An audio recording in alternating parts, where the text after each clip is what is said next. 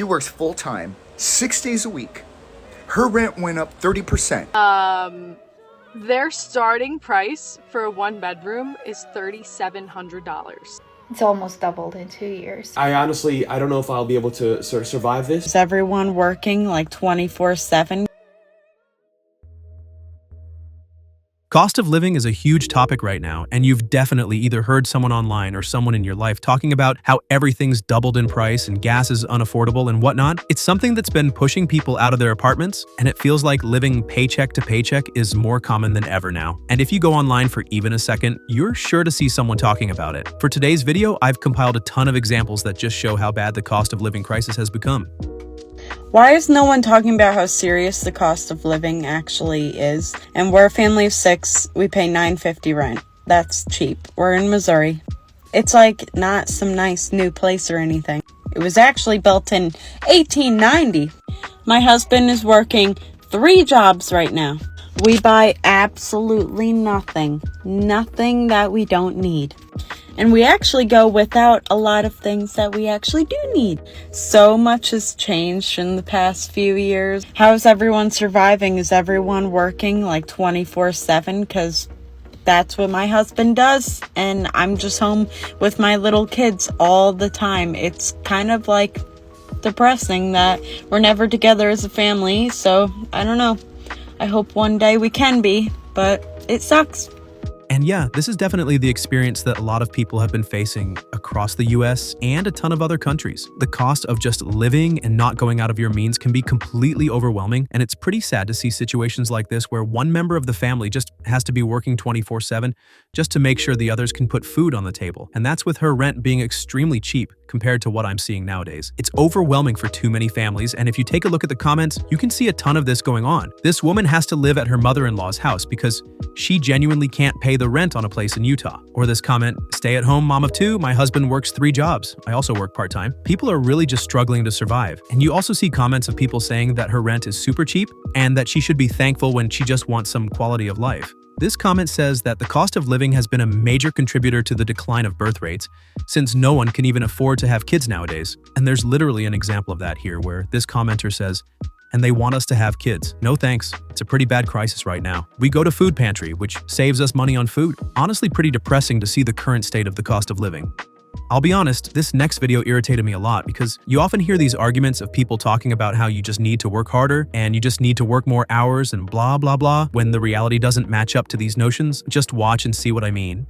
Either I'm completely out of touch with what the average Australian is doing, or I'm just an idiot and I'm just going to say this how it is. I don't believe that there's a cost of living crisis. I think that there is a spending crisis, that we don't know how to control our money and we blow money up the wall. We spend it on shit we don't need, to impress people we don't like, to do things we don't value. Like we go out for dinner 4 times a week and then we're like, oh, I've got no money left. No shit, because you've spent money where you didn't value it. The problem is you're spending too much money, and that's the reality. Don't go complaining. No one's going to save you. No one's going to come and fix this crisis. The only person that can fix the money that comes in and out of your household is you.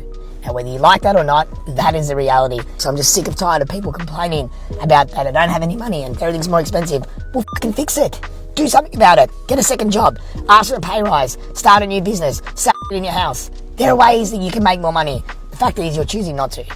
Oh boy, where do I even start with this? I feel like this video is just out of touch. I personally don't know anyone who's going out and buying lunch every day and eating out every day and spending those massive amounts he's talking about while still complaining. Most people barely have enough after their bills to survive, so it's definitely not just an issue about being able to hold money or not. After the bare minimum, there's not even money left for most people to hold on to. The fact of the reality is that people who say these types of things just don't understand what's going on in the world these days. I'll break it down real quick. In the US, during the lockdown period, interest rates were targeted to be a low figure around 2%, and the government was printing more money and overspending in order to keep the country out of an even worse recession. The interest rates had to be corrected, but with all the money that was printed plus the fluctuation change in the rates, we now have a situation where the dollar value just isn't the same as it was 4 or 5 years ago. Additionally, wages are not catching up to the cost of living or inflation. While everything has doubled, wages have remained stagnant. Economically speaking, it's not all to blame on inflation, but we are also witnessing a very difficult job market that just doesn't seem to be improving anytime soon. I'm not sure how it is particularly in Australia, but it seems like the recent cost of living crisis is a factor globally, as I'm seeing people in other countries online talking about the same thing many Americans are talking about as well. So I'm going to assume that Australia is experiencing something similar as well. People can't just get a second job because there's no jobs hiring, and people can't just start a business because that actually requires money and time, and people don't exactly have these things nowadays. And you can see exactly what I'm saying in the comments here. 80% of my income is rent and bills, and I never go out for food. What can I cut down on to become insanely wealthy?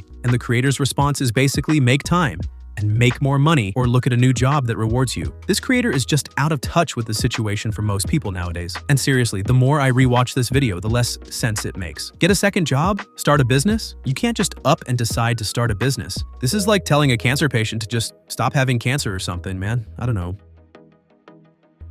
I honestly have no idea what to do anymore.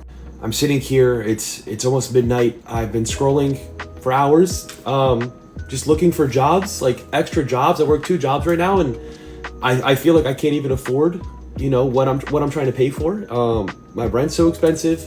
I go to the grocery store today, I get bread, peanut butter, jelly, and milk, and it comes out to almost $18. $18 for sandwich ingredients without any protein. I mean, my phone bill's expensive, gas is expensive, and I'm just like, man, I'm a 28-year-old. I'm out here in Oregon, and I honestly don't even know what to do. And this sort of situation is unfortunately happening with too many people right now, and it sort of feels like an endless cycle. Having 2 jobs and needing to search for another while barely being able to afford rent and paying such extreme amounts on really simple groceries is crazy. You can see here in the comments people having to quit taking their medication because they can't afford them, and all the while being ghosted by fake job postings. Which those fake job postings have been absolutely insane. I've been hearing about this a lot lately because apparently some of these job postings are just data collection services and they sell information to spammers. It's just wild. Plus, lots of even minimum wage jobs are requiring cover letters and recommendations and several rounds of interviews if you don't get ghosted first. It's just a ridiculous situation. Here's a comment talking about needing to use food pantries, which should be a last resort for people who are struggling to make it financially. It's just sad to see how common this has needed to become. I just needed to put this here because I was just laughing at this video when I first saw it. We always hear about how housing has gotten more and more expensive, but there's some people that just continue to insist on how it's easy to get a starter home and whatever these days. I was searching through housing across multiple states, and I was finding townhouses for $300,000. A townhouse for $300,000. And let me put it at this, I grew up in rural Ohio. A full middle-class decked-out house was $300,000, and this wasn't even, 10 or 15 years ago? Nowadays, those exact houses are quite literally double what they used to be in terms of price. In the middle of nowhere in Ohio, I grew up there. It hasn't changed much, trust me on that. It's actually crazy how there's just no chance to build toward a house or a future if you don't already have money to support you. You can see in the comments people talking about how easy it was for their parents and grandparents. This commenter says that his grandpa bought a 4-bedroom house while delivering newspapers and donuts with 5 kids in 1970. Now you can't even buy groceries from a job like that. $17.33. That's how much I paid today for this coffee.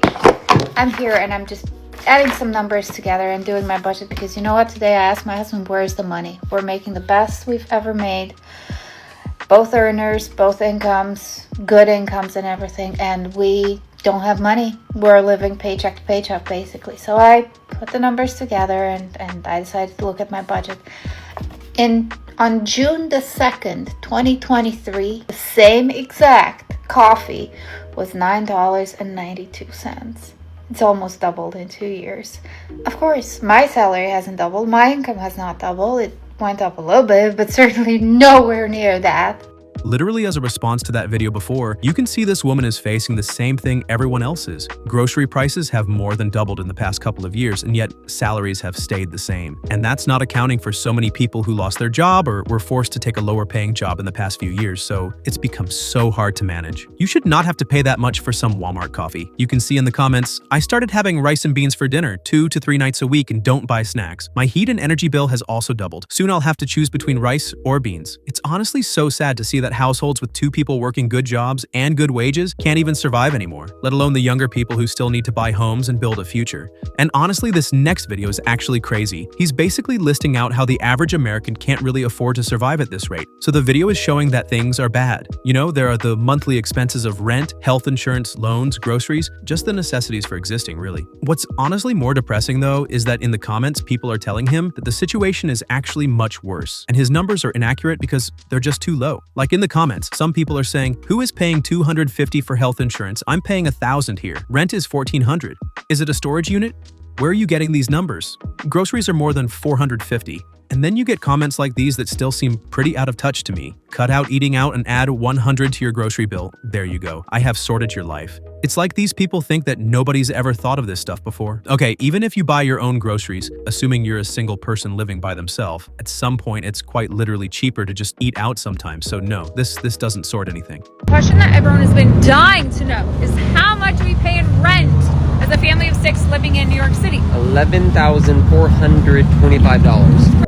11 grand just for rent. Let me say that again. 11 grand for rent. I did a very basic calculation for a mortgage in the United States, and I didn't really factor in external costs, just the bare minimum, assuming a down payment of 20%, because that's relatively standard on a 30-year mortgage rate and 5% interest. And look at this. For that same ridiculous rent price, I could purchase, theoretically speaking, a house worth $2.3 million.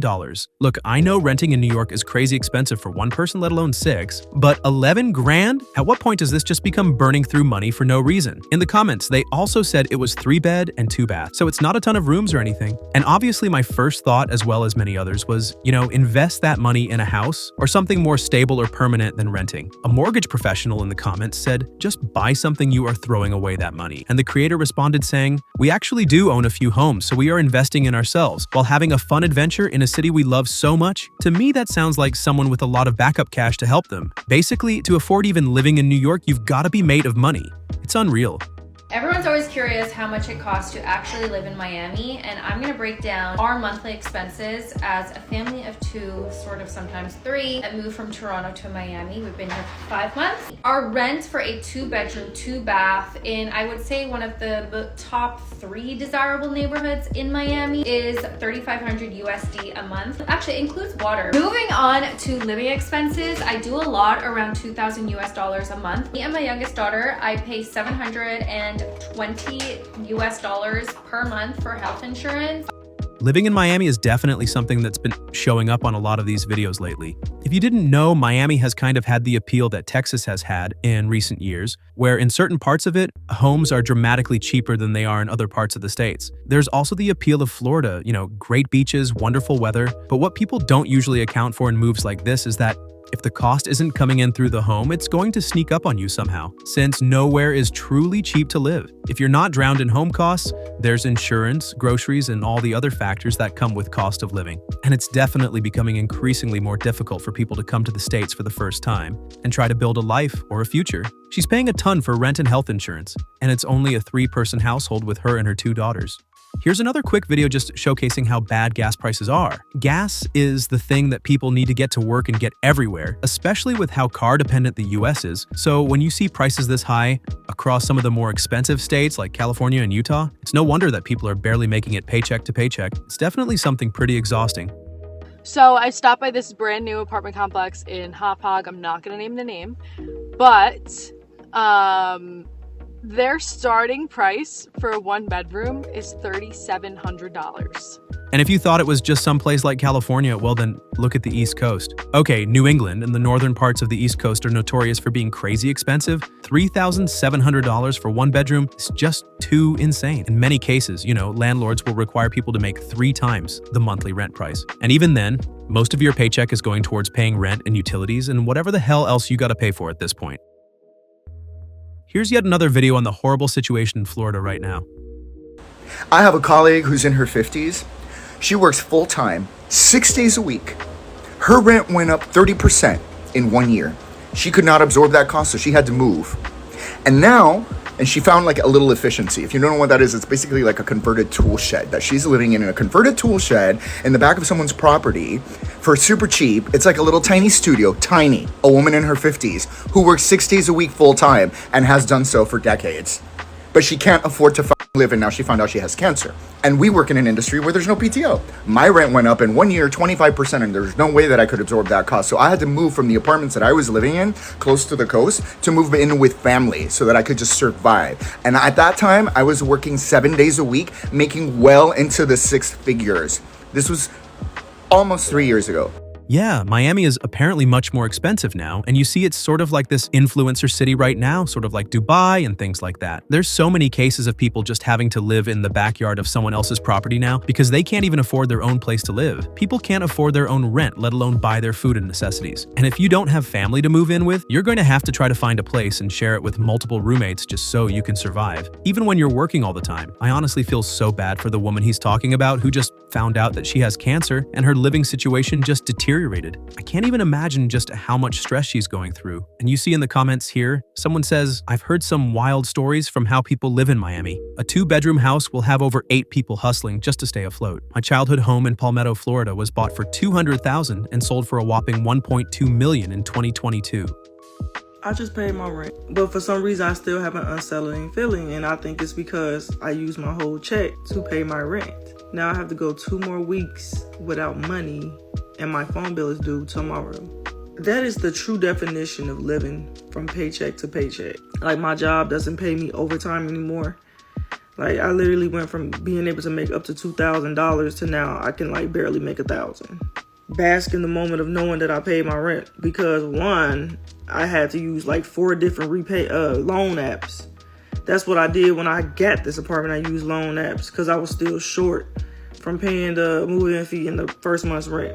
This video just rings true with the same message of just how difficult it's gotten these days, but it also brings up a problem that a lot of people around the world are experiencing, and something that's been growing a ton in the States. We've all heard of fake job postings and whatnot that can lead people to try their hardest in the job search and just never get a paying position, but there are a lot of employers now who don't pay their employees overtime and don't give them the reward they are promised for their work. And a lot of people are forced to, like this creator, go through loan apps and just build up more loans and more interest. And it really isn't their fault, because when you can't even pay your rent, let alone save or have fun or anything, and you can't even get another job, then it's just this recurring cycle of struggling with the cost of living.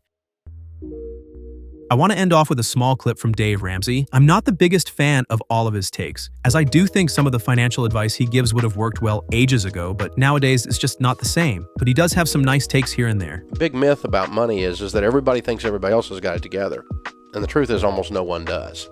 It's something you'll see people resonate a lot online that, this person is buying a house and going on vacation while I'm struggling and whatnot. But you actually don't exactly know the circumstance that person is living in, because so many of these people with expensive cars and Disney vacations every year will actually just end up being hundreds of grands in debt or already have rich parents or something. And yes, some people do get really high paying jobs or have a multi-income house with a lot of money coming in, or do strike at will with their business. But that's not always the case. So if you're in any sort of debt situation like this and struggling with the cost of living, you are definitely not alone. And you'll be surprised to find that unfortunately, most people in the modern world are dealing with these same issues. So that'll be it for this video. Make sure to like and subscribe and turn on notifications so you can always get a reminder when I post a new video. I do a ton of content on the financial situation we're facing in the modern day and looking at people's actions with their money and more. So if you're into that, make sure to subscribe and follow along. If you're in debt or know someone else's story and would like to share, please do in the comments, and I will see y'all in the next video.